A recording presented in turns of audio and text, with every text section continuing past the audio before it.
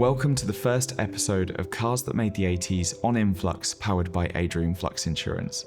For this episode, I went down Southend-on-Sea to meet you, the enthusiasts, to get a feel for the culture surrounding classic Fords. From there, I was sent to JF Classics and told that's where I'd find the most immaculate examples of 80s Fords. It wasn't hard to see we were in the right place, with 5 mint XR3s outside. They let us loose in their dreamy showroom, but they just sold the one car we really wanted to see, a diamond white Series 1 RS Turbo. Back on the road, I ended up in South Wales to meet Adam, who has two, and runs Series 1 recovery services. I think enthusiast might be an understatement. Now, I couldn't make it all about the obvious models. I spotted a gold Escort Estate at Southend. Honestly, I didn't even know there was an Escort Estate, so reached out to Lewis and George to meet up and film it. And finally, after seeing an Orion for the first time, I just had to speak with the man behind the wheel, Wayne. Now, let's get into it. In 1980, the third iteration of the Ford Escort was released in the UK. Whilst the response was mixed, the Escort made enough of an impression for us to still be talking about it today. When we picture an Escort, it's Princess Diana's black RS Turbo or the iconic RS 1600, driven by the one and only rally legend Roger Clark. But did you know that the story of the Escort goes even further back to the 1950s with the luxury Ford Squire? The Squire was produced from 1955 to 1959, a two-door estate that shared the same 36 brake horsepower engine as its predecessors. Optionally, there was a more affordable, mechanically identical 1955 variant called the Ford Escort. This was the more popular of the two, despite its lesser trim level. Don't get it wrong though, the 1950s Escort wasn't the ancestor to the car we're talking about today. Its name was repurposed in 1968 by Ford of Europe, and the rest is history. Fast forward to the 80s and the Escort was a well-established car. It had already made waves in the early rallying scene. Ford really stepped up in the 60s with the Ford Lotus Cortina, and by the end of the decade were pushing towards domination in the Mark I Escort variant, the Twin Cam. In the 70s, Ford pushed its game even further. Driver Roger Clark took the Mark I Escort RS 1600 to the top of the podium in 1972's RAC Rally, and the legendary new Escort, the Mexico, was released between 1970 and 1974 to celebrate the Escort's endurance success in the London to Mexico Rally. As a result, by the 1980s, the car had become a household name. Ford's legacy was lasting and bleeding into their latest models.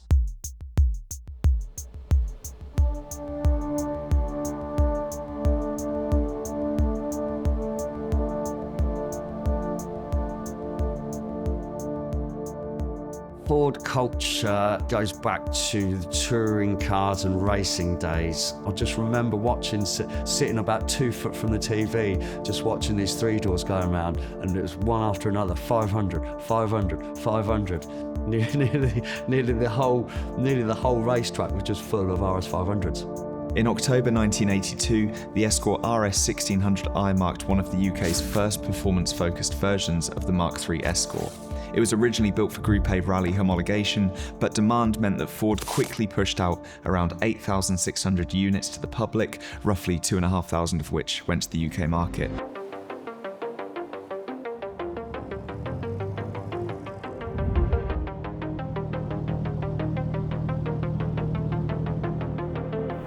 I'm here at Southend-on-Sea and it's absolutely rammed. There are 80s, 90s cars everywhere, Sierras everywhere. Not many Escorts, but we're going to find them and chat to some owners. I don't know, I feel like everyone talks about the car scene like it's dead or dying, and it's just not. It's more alive than ever. As luck would have it, an RS 1600i has just rocked up, so I'm going to go and harass the owner, see if he wants to chat, because that is wicked. That's so neat.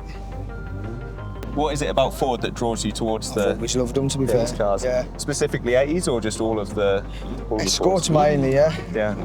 Like my dad had them when I was growing up and that, so yeah. I think you just get into it paying off your parents, you know. Yeah, yeah. And obviously it's my era, this age. Yeah. When I passed my test and that, I had got it was the cars up. Is that what you would see on the road everywhere? Yeah. And there was pennies, you know what I mean? Yeah, there was at cheap. some point I'm going to have one. Or did you have one quite early on? Is this the first one? Or? No, I've had loads. I've had loads, yeah. Plenty. What's the driving experience like? I'll tell you the best. I wouldn't recommend it. Once you get back in it, after an hour or so, you're kind of back into it, but when you first drive it, they're terrible. Yeah. But look, like I said, I'm running this engine in because it's freshly rebuilt, so Yeah. I'm only tooling about in it, really. Yeah, no, it's absolutely beautiful and drawing in attention immediately. Well, Obviously, everyone loves it too. Oh, the RS16i, I think probably the prettiest, best looking, whichever way you want to put it, Mark III Escort. I think they're a fantastic looking car. I think they've got a very, very unique look to them. They've got a few little splitters on the front and back and a little slight different spoiler and that. No side skirts or wheel arches. Yeah, the 1600i, very, very collectors now. Now the name 1600i, I stood for injection, fuel injection, and that's how Ford were able to better optimise their engines. Instead of relying on a carburettor, the system uses electronic sensors to precisely control how much fuel is injected into the engine, improving efficiency, throttle response, and overall performance. A carburettor, on the other hand, is simpler but less accurate. Most car makers had started phasing them out by the late 80s in favour of fuel injection. Carburetors were a lot harder to tune, and you had to have a lot more sort of setting up service-wise, so you needed a lot more maintenance. Injection was near enough maintenance-free. But it wasn't all smiles. The 1600i was designed with rally heritage in mind, so it was revvy, twitchy and stiff. But now I think we can all agree, as enthusiasts, that we really value that raw feel. When I drive something modern, I feel very disconnected from it. I feel more comfortable. I've got my aircon on and I'm sitting in a comfier seat, and the suspension, and it's quieter and it stops better and I'm safer, but I'm just not having as much fun. Faster, safer, quicker around a track or a corner, or it'll stop quicker, whatever. It's better at everything than making you happy. For some reason, us car fans, especially myself, I do like to hear it as well as see it, smell it, scars on my hands from it, everything. It's just part of it, it's part of that culture.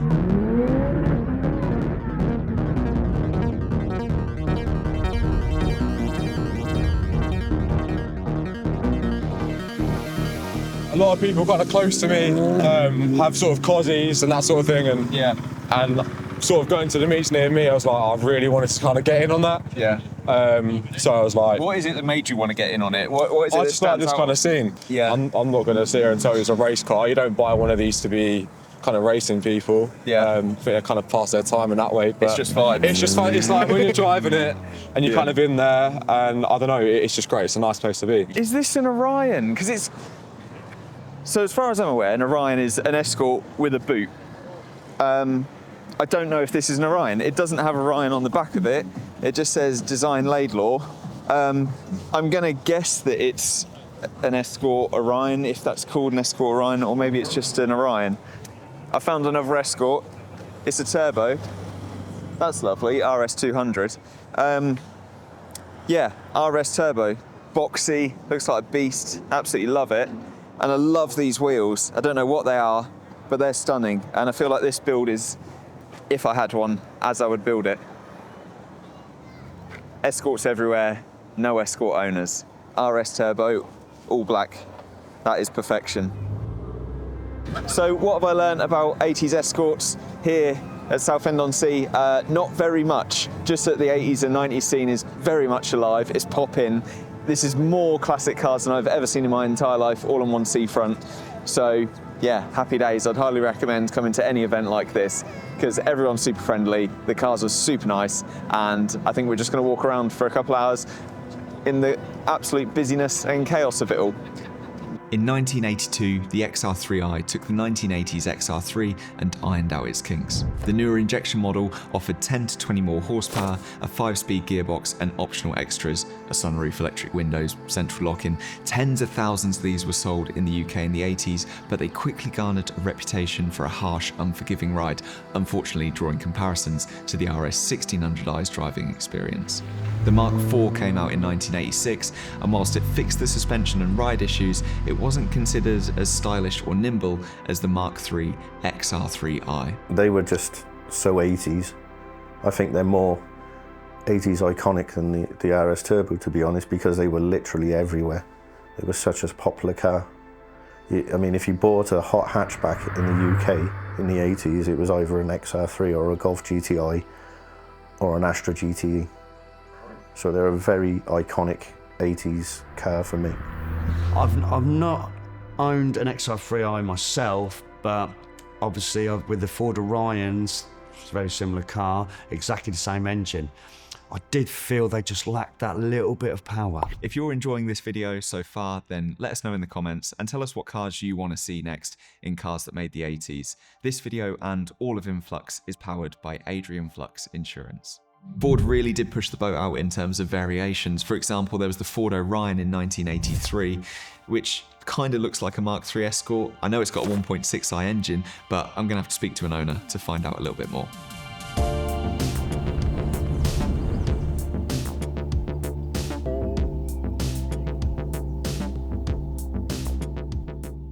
My name's Wayne Peacock. I am a Ford enthusiast.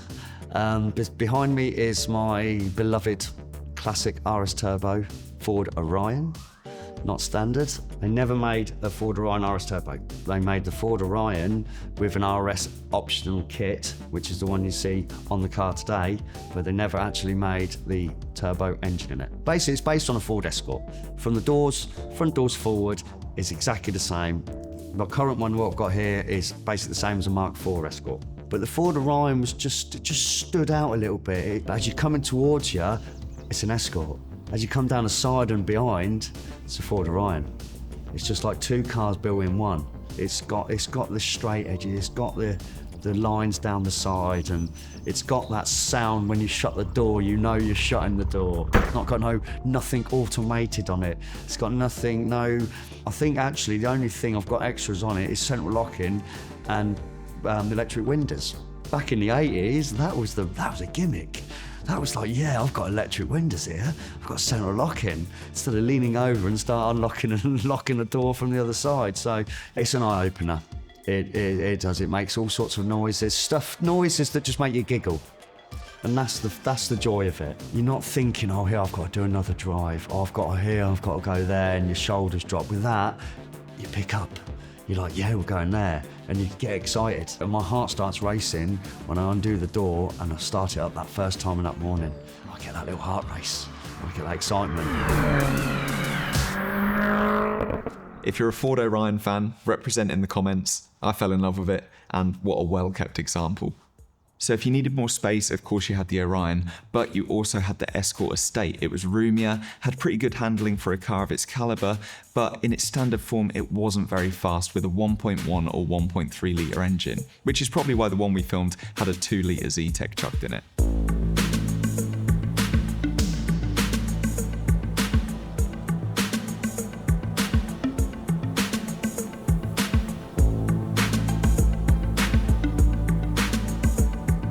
So it's a 2 litre Z-Tech with individual throttles. It's just like its own thing, really.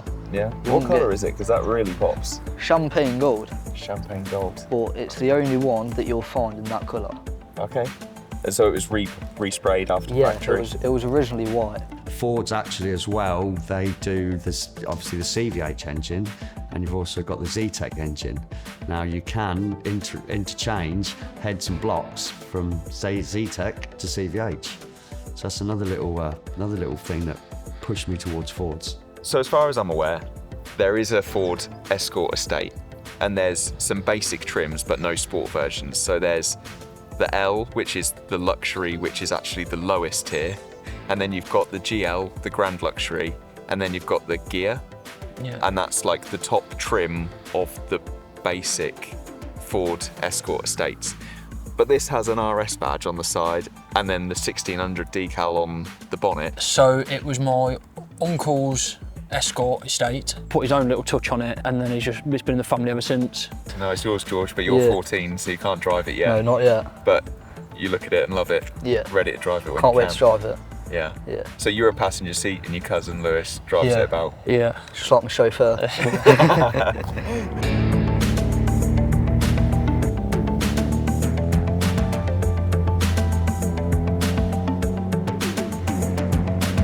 I think that's that's really cool. It's inspiring as well, because I think a lot of people feel like there was a peak in car culture and then that's fizzled out, and then you're 14 and you're in love with that. Yeah. Do you feel, I mean, being 14, do you feel any nostalgia towards it? Because that's kind of a weird question, because you're not going to be able to look back and say, oh yeah, when I was a kid they were out on the road everywhere, but you still are able to recognise it as a classic. You can tell people have got memories from it. From what's around today, you can tell the difference. Every single classic Ford's got a story behind it. There's all different types of Ford, but the Escort, it can be a make by itself, if you get what I mean. There's nothing that makes a car like a classic Ford. As well as the Orion, you had other variations like the vans, which were useful and stylish, perfect for small business owners, especially the Escort Combi van, which was more car-sized with the same storage qualities of a smaller van. Most of them are now gone due to rust, but you might stumble across the odd time capsule, and if you do, just remember they sit in Ford's history. Whilst the Mark III Escort itself had its ups and downs, it was one of the best-selling cars in the UK. Pair that with Princess Diana's black RS Turbo, which was one of 3, and suddenly you've got the birth of a cultural icon. The 1984 RS Turbo only came in its official diamond white finish, but Ford catered to Diana's request after she requested an upgrade from her XR3i Cabriolet. I can't remember the exact number, but there's at least 15 variations of diamond white.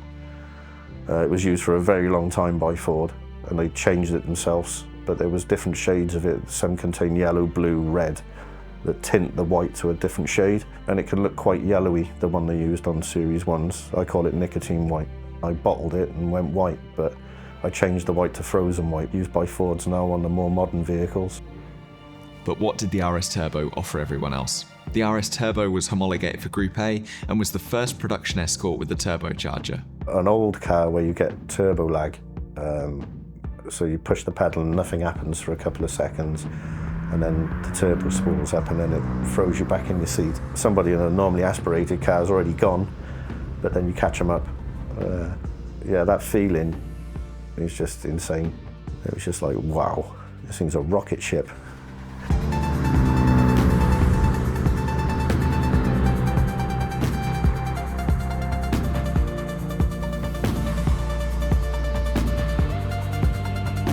They learned from their mistakes and gave the RS Turbo larger front brakes, doubling down on style points by giving it bonnet vents and a front and rear spoiler. Around 5,000 units made their way to the UK, and we never looked back. It was fast. The car pulled around 130 brake horsepower, considered a boy racer's dream, and all in all, a great hot hatch. Quite a thing when they were released. Being a child and seeing that car, and at the time, it might not look it now, but at the time it looked ultra modern. And it was just something completely different to me anyway. At the time, I'd just never seen anything like it. I got taken out for a ride in that car and just thought, wow. At the time, obviously by today's standards, it's not fast, but at the time it was pretty quick. And I thought, I just got to have one of these cars. And I got my first one at 19, and I've never not had one. They've just been a part of my life forever. What a machine. It was more worth the money than the 1600. Although showroom quality examples were 9 to 10 grand, they were so clean and performance focused that it seemed more worthwhile. Plus, if you're on a budget, you'd get a really clean XR3.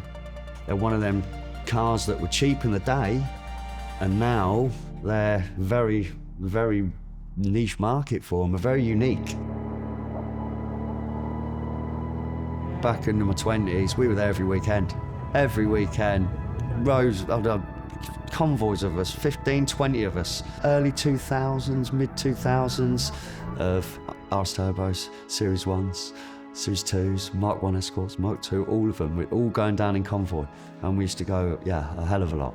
But then obviously you grow up a little bit, and we've got other things in our life, careers and stuff like that, so it sort of fizzled out. And now I'm finding my youth again.